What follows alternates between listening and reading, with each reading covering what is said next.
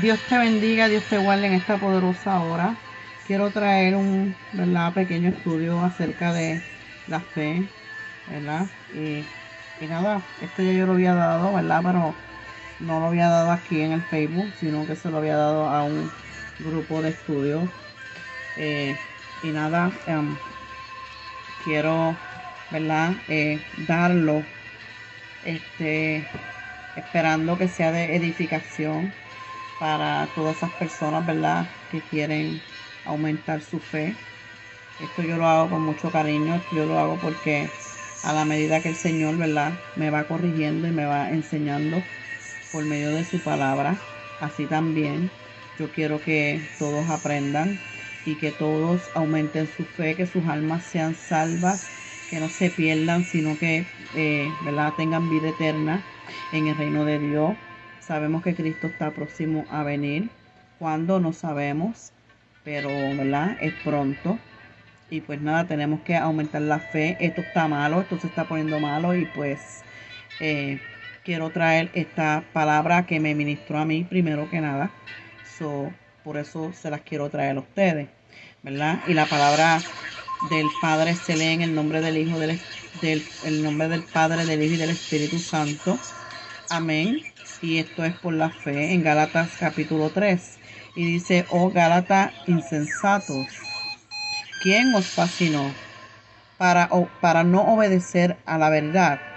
A vosotros, ante cuyos ojos ha sido presentado Jesucristo crucificado, como si lo vieran. Dice que ellos no usaron sus propios poderes de percepción,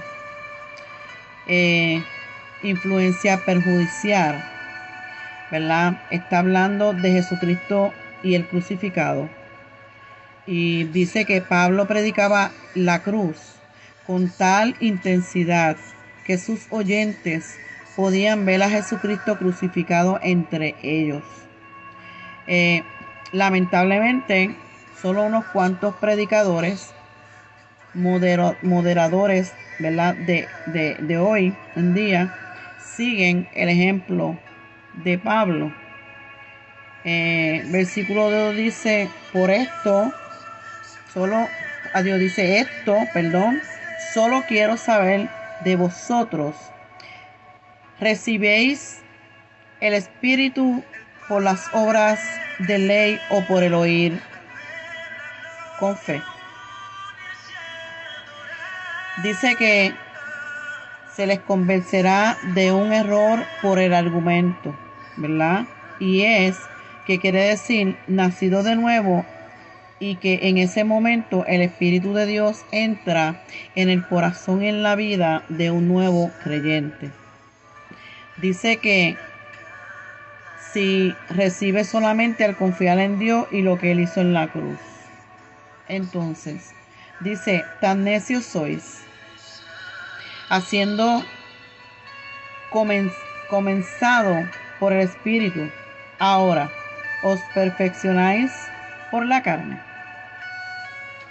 Dice: ¿piensan ustedes que pueden llegar a un estado de madurez espiritual por su propio esfuerzo? Aquí habla de los Gálatas, que ellos practicaban la salvación por la fe y la santificación. Dice que por sí mismo, que es precisamente también la condición de la mayoría de los cristianos modernos. Tantas cosas habéis padecido en vano. Esto es así, fue en vano. Dice que ustedes han sufrido de la persecución debido a la aceptación de Cristo, pero no lo deseche. No podemos desechar a Dios porque nos persigan, nos vituperen, nos atropellen. No, porque sin Él perecemos. Dice que en esencia se dice: espero que no sea en vano, ¿verdad? Dice que aquel que habla del Señor Jesús, pues, que os daba el Espíritu y obraba maravilla entre vosotros, lo hacía por las obras de la ley o por el oír con la fe. Es evidente que todo lo que el Señor hace fue hecho a base de que el creyente exhibe su fe y nunca por las obras de la ley. Versículo 6. Aquí el Señor le va a hablar a Abraham y dice: así como Abraham creyó a Dios y le fue contado por justicia, ¿verdad? Dice que el patriarca fue justificado por fe y no por obras.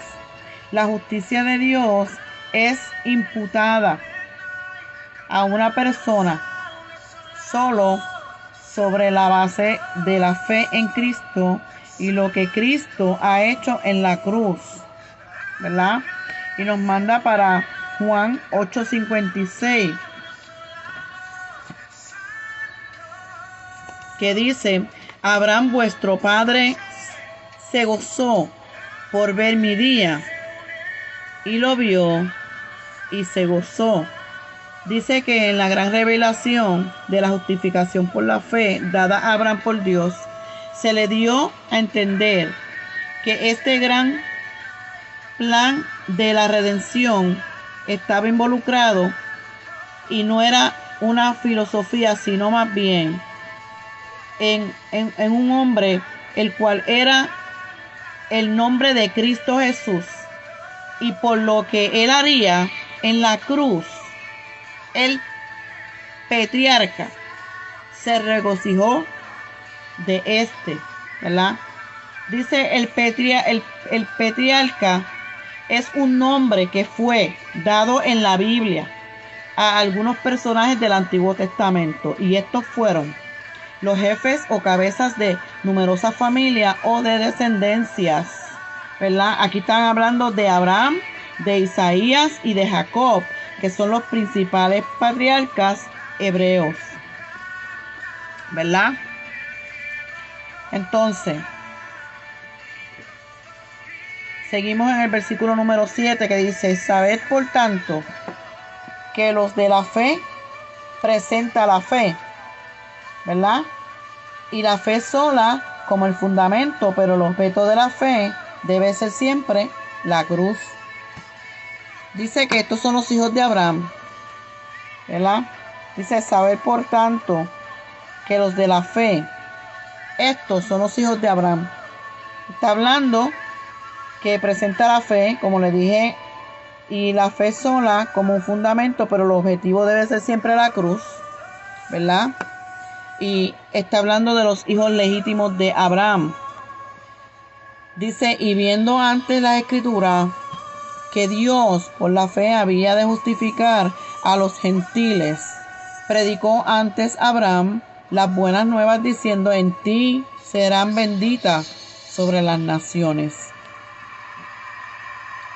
Es palabra de Dios como el fundamento de todas las cosas. Entonces nos manda para Génesis capítulo 12 del 1 al 3 y dice: pero el Señor le había dicho a Abraham: vete de tu tierra y de tu parentela y de la casa de tu padre a la tierra que te mostraré, ¿verdad? Dice que esto fue por la revelación y que en un corto periodo le había dado antes este capítulo, ¿verdad? Que es muy importante porque habla de los primeros pasos para el creyente en el camino de la fe, ¿verdad? Se habla de la separación de tu tierra, de tu familia y de tus padres.